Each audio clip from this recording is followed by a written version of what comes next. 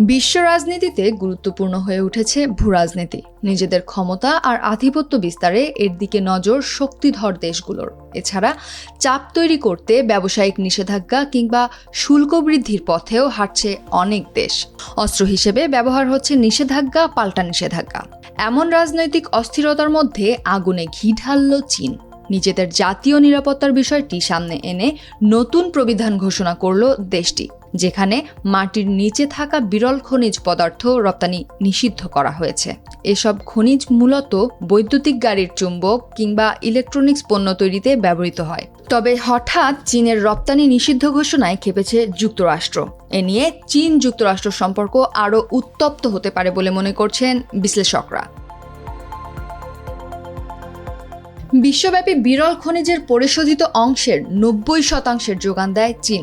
সম্প্রতি দেশটির জারি করা প্রবিধান অনুযায়ী ইলেকট্রনিক্স পণ্য, বৈদ্যুতিক গাড়ি কিংবা টারবাইটের চুম্বক তৈরিতে ব্যবহৃত বিরল খনিজের খনন, প্রক্রিয়াজাতকরণ এবং ব্যবসায়িক প্রক্রিয়া নিয়ন্ত্রণ করবে সরকার। নিষেধাজ্ঞা থাকছে খনিজ আরোহণ এবং পৃথক করার প্রযুক্তিতেও।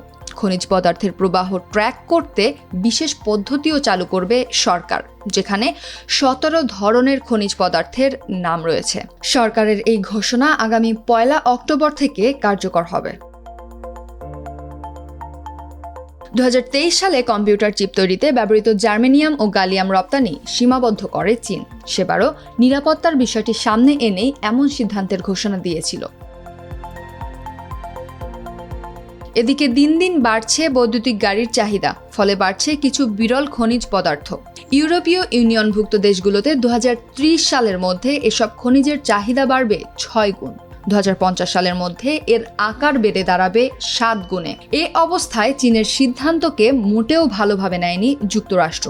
তারা বলছে, বিরল খনিজ সরবরাহ প্রক্রিয়ার 60% নিয়ন্ত্রণ করে চীন। দেশটি এ খাতে বাড়তি চাপ তৈরি করতেই এমন সিদ্ধান্ত নিয়েছে। তবে মার্কিনীদের এমন অভিযোগ অস্বীকার করছে চীন।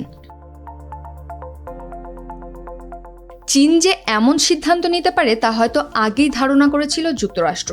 তাই চলতি বছরের শুরুতে বিরল খনিজ পদার্থ সংগ্রহ বাড়ানোর ঘোষণা দিয়েছিল ওয়াশিংটন। সে সময় দেশটির জ্বালানি মন্ত্রী জেনিফার গ্রানহোম বলেছিলেন, যেসব দেশ থেকে আমরা আশানুরূপ সহযোগিতা পাই না তাদের উপর অতিরিক্ত নির্ভরতা রাখতে চাই না আমরা, কিন্তু অস্ট্রেলিয়া, কানাডার মতো বন্ধু রাষ্ট্রগুলোর ওপর নির্ভর করতে পারি, তাদের সঙ্গে অংশীদারিত্বমূলক কাজ করতে পারি।